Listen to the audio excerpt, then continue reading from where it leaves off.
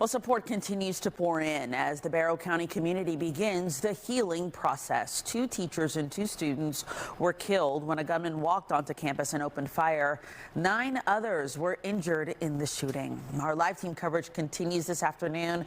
Fox 5 anchor Courtney Bryant joins us from Apalachee High School in Barrow County. And Courtney, it sounds like there's still so much activity there at the high school in light of this huge investigation. That's right, Christine. A lot of activity, but obviously no class in session today, a day when students should be on their 4th or 5th week of classes resuming after the summer break. And it is actually surprisingly busy here. I mean, obviously there are members of the news media here reporting on the school shooting, but we have just seen person after person coming here onto the campus either to leave flowers or just to kind of walk around and take in the general mood of things. People are just still letting it sink in what took place here yesterday that led to the deaths of 4 members of this Apalachee High School community.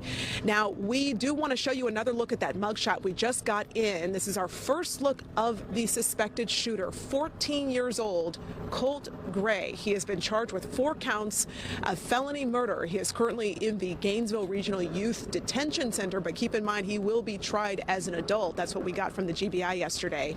His first court appearance will be tomorrow morning. We continue our live team coverage. Our Angelique Proctor spoke with neighbors of the victims, but we begin with Eric Perry. And Eric, just a few minutes ago, we heard from a student you spoke with who witnessed the shooting. It actually happened in his classroom. Let's walk through that.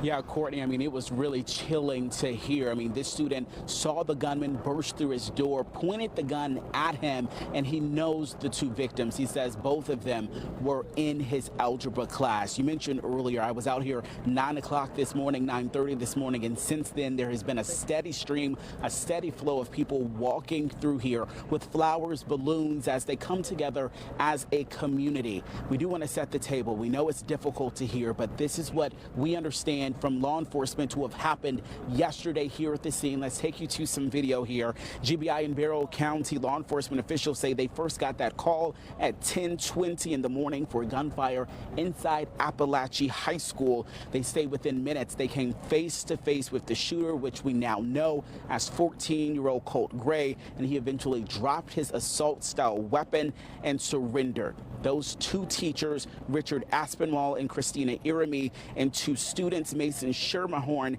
and Christian Angelo, all killed there. 9 others are expected to recover, but they were also injured by the gunfire or in some sort as well. Now, this should have been a regular day for students. Many told me yesterday while I was out here on scene, they were excited for the day. They were looking forward to seeing their friends, and of course, this turned tragic.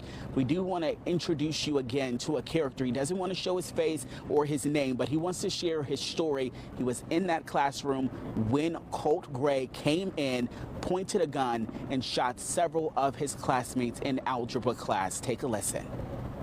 And after 3 hits, the door flew open, and all I saw when I turned around for a few seconds was a figure with like a pretty large gun aiming at all the students, and all I could think right in that second was to duck. So I jumped under my desk, and he started shooting at the class and only did it for like a few seconds before he went to the next class. Some of the girls were yelling because they got shot in the arms and legs. So the teachers started like, I took my hoodie off to help one of the teachers like block a wound on one of the students so they would stop bleeding so much. Yeah, he should have been learning algebra, not helping his bleeding classmate, but everyone was coming together in those terrified moments. Of course, school canceled for this district for the rest of the school year here. We're also learning that the suspect is due in court tomorrow morning at 8:30. And Courtney, I just want to also mention this as well.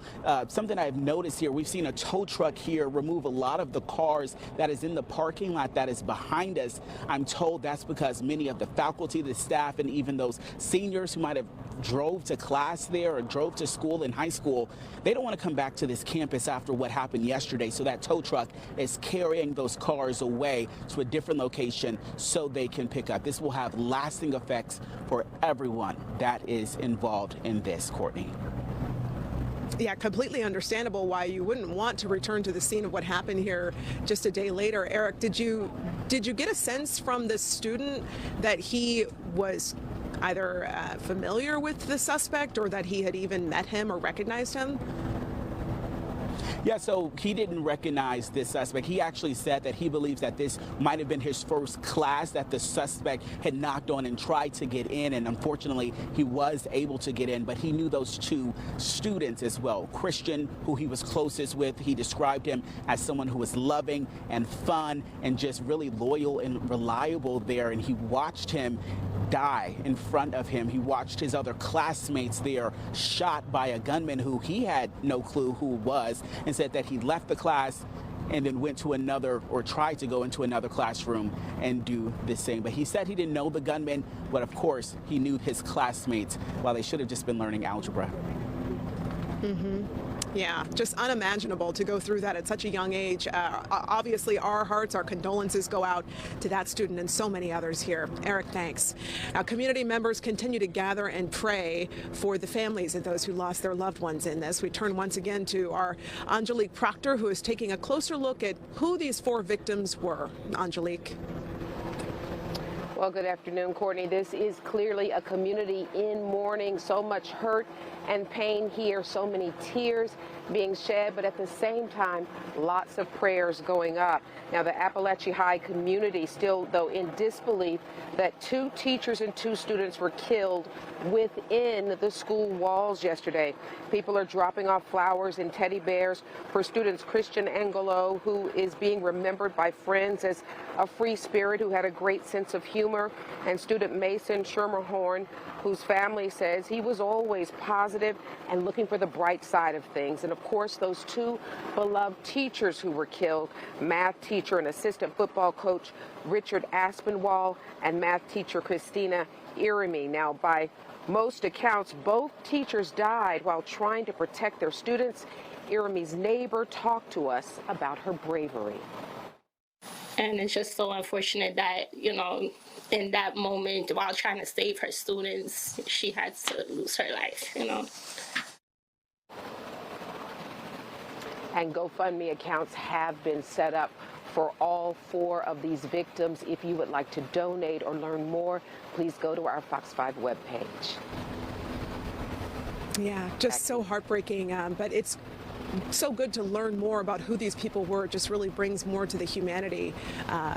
We hope to never forget who they were. Angelique, thanks. Now, in the wake of yesterday's deadly mass shooting, mental health experts are offering some advice that can help people to cope with this. They say it's really critical for those who encountered the shooting to get the help they need. Experts say handling the loss of a loved one can be intense to manage, and it has led psychologists to call for the creation of new policies. Doctors recommend schools offer bereavement leave policies for students, in addition to mental health services.